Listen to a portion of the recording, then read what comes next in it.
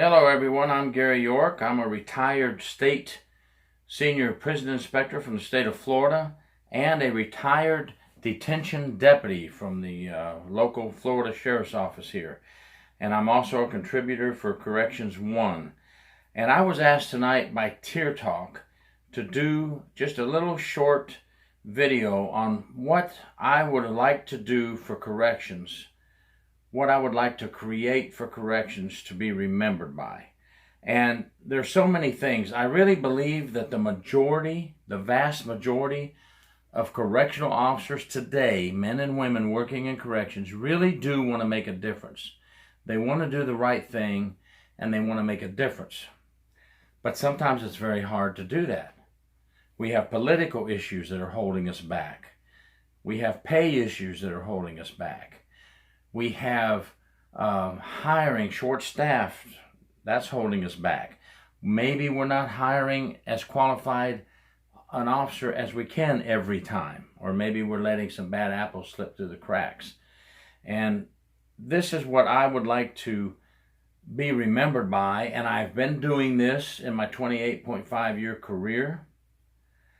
And now that I'm retired now just a little over a year, I'm still doing it by working with articles for Corrections One, doing some YouTube videos, and every now and then being asked by folks like Anthony Ganji on Tear Talk here, who's asked me to do this video, to say something.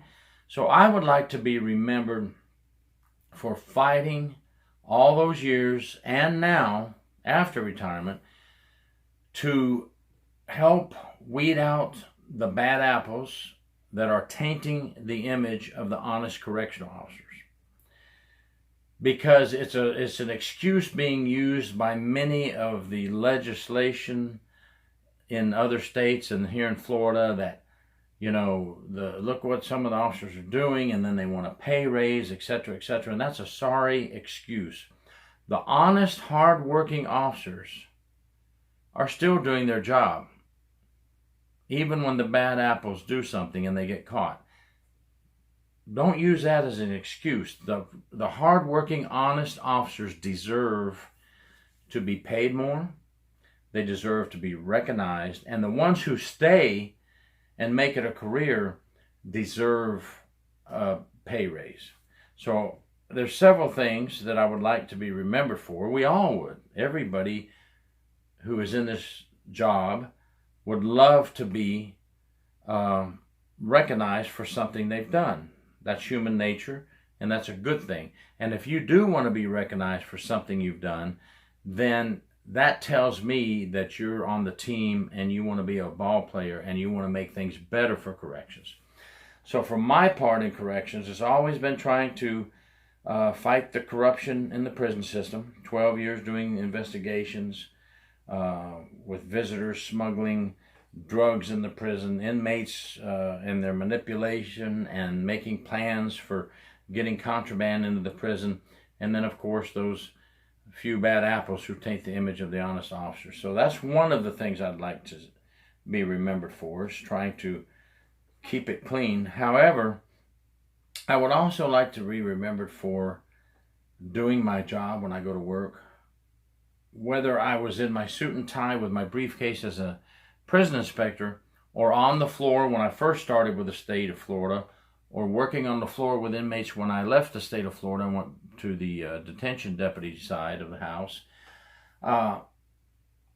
what I would like to be remembered for is knowing that even when I had to open the mop closet for the inmates to get the mop buckets out and clean, that I made sure they did everything they were supposed to do.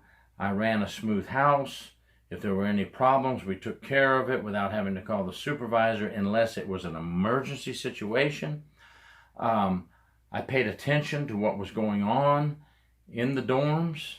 I made my rounds on time. I did my counts. That alone, that seems so minute, but it's not.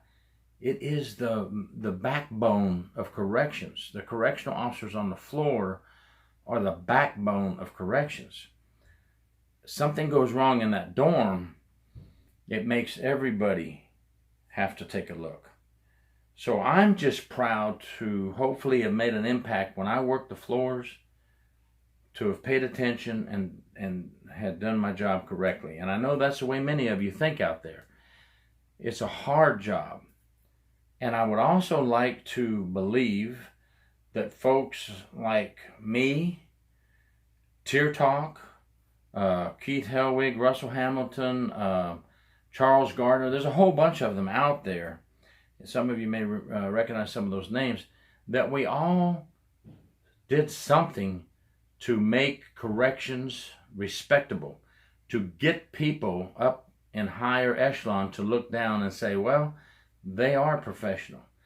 And I would also like to be known for a person that always constantly said, let's fight legislature. Sounds bad, doesn't it? Fight legislature. And I hate to say it that way because we want to work with legislature, but they don't seem, to me, in my opinion, to wish to work with us. So we're going to have to keep knocking on those doors, knocking on those senators' doors, calling those senators' offices, and sending out that mail to them to tell them we want to make a difference in corrections. We want to make an impact on corrections, and we need your help.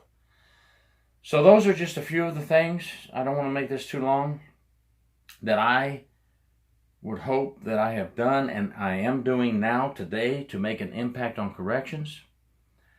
And I know that the vast majority of you want to do the same thing, even if it's just going to work and doing your job. That is a huge impact. Because if you did your job correctly throughout the day, guess what?